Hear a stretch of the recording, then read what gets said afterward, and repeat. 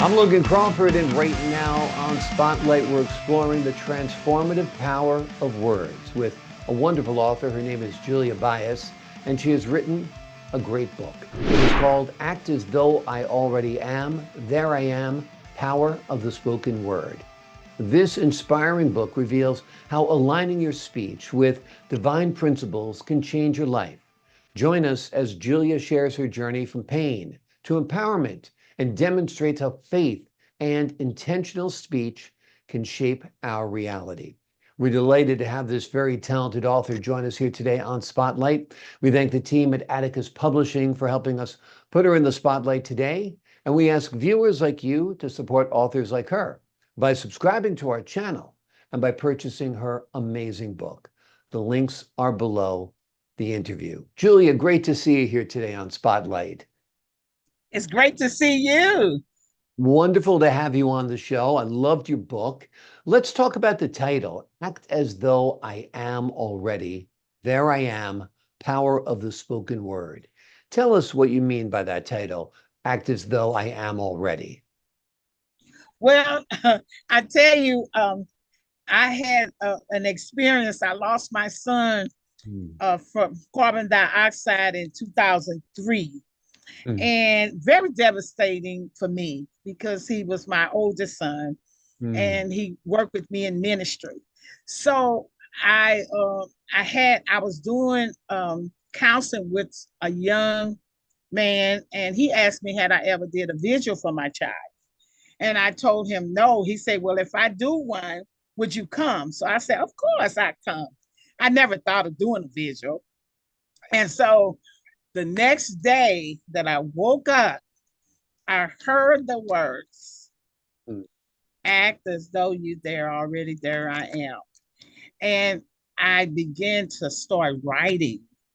mm. I wrote nonstop for 30 days, waking up at 4 a.m. in the morning Mm. until I was released to let go of the book. I wrote this book in 30 days.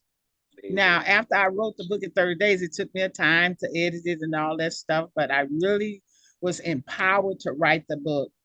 And then told me while I was writing, power of the spoken word, and how what happened is act as though you're there already is kind of unique because it had something to do with the power of the spoken word had been spoken over my life for destiny and purpose that I knew not of. And so now I'm walking with this book, and it's revealing when from the day I wrote it until now. Every time I read it, I have an empowerment experience with it. And so many people that have read the book have had such an experience. So it's pretty miraculous to actually write like this, and then God still continued to speak even after I put it on the pages. And so Amazing. it all has to do with the fact that God was with me all the time. Absolutely. It is inspiring work. The words just seem to flow from you over those 30 days. And you've crafted a wonderful book that's going to help a lot of folks on their spiritual journeys, emphasizing, of course, the power of the spoken word. Why do you feel the spoken word is so powerful, and what kind of impact has it had on your personal journey and your spiritual growth? Well, coming up in a poverty-stricken environment, I was not treated too well as a child. I was kind of different from my siblings, so there was some things that were spoken over my life that I wouldn't succeed, that I would not make it. But I had one prophetic uncle that spoke to me. I guess I was about 11, 10 or 11, and he said, "You're gonna survive and you're gonna make it." And you're going to be able to do those things that need to be done in your he said God's going to really bless you. So I was raised in a Catholic school, and in my book I talk about my mother not having the ability to continue my private education, and my parish priest I was still going to the Catholic Church, but I had went to public school for 1 year. And my parish priest called me and told me, and I started working in the church, cleaning the church from the 5th grade up into the 8th grade, taking care of my tuition, which Wow. was pretty exciting because every Saturday I went and cleaned that church. It really set a really great path for me because now I do prayer every Saturday, and I've been doing that ever since 2020. And so I mean 2001, excuse me. So for I say 24 years I've been praying every Saturday. It kind of set me up that to be able to present and sacrifice on Saturdays because I sacrificed as a kid. It's amazing that God was able to do something like that for a child that's in the 5th grade. And so it just changed my life. But on that journey, I had many entities of trials and tribulations that stopped me from doing some of the things that I needed to do because of the environment that I had been in. But God was with me all the time. So the scriptures that God has given me, we frame our world with our mouth. And if you say those things, I found out when you speak defeat, you are defeated. When you speak victory, you're victorious. I have lived those things. I've lived it. That's why I believe God chose me to write it, because I really actually have lived what his words say. Some people may not believe in God. Some people may not believe in the supernatural. But when you have lived the supernatural, there's no way that you cannot express it. And I think that's the reason why the words on those pages of this book has been such an empowering point in so many people's lives, including mine, that we have seen God change us from pain to power, empowerment, not just power, but empowered to be able to help somebody else. All the trials that we went through, all the disbelief and trials, tribulations, everything that we thought was negative has turned to a positive. It's amazing to me. I've seen miracles, signs, and wonders. I am a retired RN. And so I worked at the bedside. Do you know I literally have been working at the bedside since I was 16 years old? So I am now 76. I have worked at the bedside for over 60 years helping people. It's miraculous to me that God is still using me at that level that he used me from that point. Prophesying and helping people has been my job. But now to see God be able to express that and put it in a book.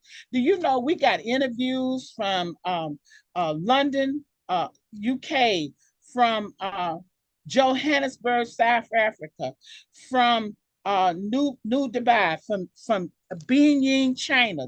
They reviewed my book from New York, from Rome, Italy, from Sydney, Australia, from Argentina, from Melbourne, Argentina, from Los Angeles, California, from Sydney, Australia, and from Pakistan. They literally read my book and sent me reviews. I can't hardly believe it. Oh, I So, can believe it because your book is wonderful. It's going to help a lot of because they people. have, it's amazing. Yeah. Yeah. Well, also your patients that were with you as a nurse were blessed to have you at their bedside, no Oh, doubt. I have so many testimonies. I'm sure. I'm sure. And then the congregants who now worship with you at the Emmanuel Temple, God with Us, and pastoral care, um, definitely are lucky to have you leading the flock there as well, for sure. Well, I'm absolutely blessed to have them too, because it's almost like iron sharpening iron. The more I give, the more I get back. So Amazing. the more I pour into people, the more I get back into me, because it's so powerful. Words are so powerful. We frame our word with them. When we believe and speak those things that we have heard in the word, we really magnify, we direct, we really declare those things, and they become what we say. See, our thoughts become words, our words become thoughts. So when we can't control what we think, but we control what we say. Well, look at the impact your uncle had on you by telling you, you got this, you can do it, you're going to be somebody. It was so important to you that decades later, you still remember it. It still guides you to this day. From reading your book, how can the folks at home apply the principles in your book to their everyday lives to achieve personal growth and spiritual growth? Well, I think when you read it and believe it. But Mm. see, the one thing is that the pages on the book will jump out at you. Like when you read, say, my testimonies, they're so real that I couldn't lie. You know what I'm saying? The words are so real that they become life. It's just like the word of God. Once you have had an experience with someone, it's almost impossible for them to believe that it's not true because it manifests itself. It brings the purity of it. It's so true. Truth makes truth manifest. And so when you say, I was lost, but now I'm found, I was in trouble, but now I got the victory, and you live that and you walk that life, and then now he has given you the ability to put it on the pages of a book. Mm. Amazing, amazing. It's unbelievable how he has taken my life. I am 76, and put it in a book. And I didn't tell everything. I just told what he told me to tell. Wonderful. But if I would Wonderful. have told everything, the book would be huge. Well, the book 76. The book is wonderful. It's the perfect number of pages. You get your points across very, very clearly. The title of the book is Act as Though I Am Already. There I am. Power of the Spoken Word. It is an inspiring book. And Julia reveals how aligning your speech with divine principles can absolutely change your life. What you think, what you feel, what you believe is your reality. 100%. Julia, thank you so much for joining us here today on Spotlight. We appreciate your You're time. so welcome. I am so happy for you to have me to come. It's a blessing to be in your presence. It's a blessing to be in your presence for sure. God bless you and your congregation. To the folks at home, I'm Logan Crawford, thanking you for your time this time. Until next time on Spotlight. And I thank you also. Thanks, Julia.